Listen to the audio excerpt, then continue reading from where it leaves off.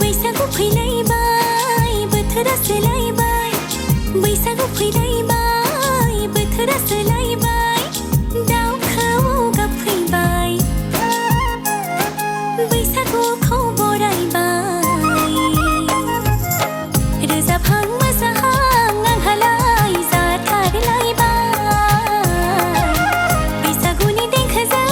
गोसोआ बोदोर जाबाय रोजाबहां मोसाहां आंहालाय जाथारलायबाय बैसागुनि देंखोजों गोसोआ बोदोर जाबाय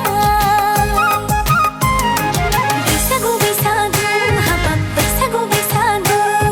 बैसागु बैसागु हाबाब बैसागु बैसागु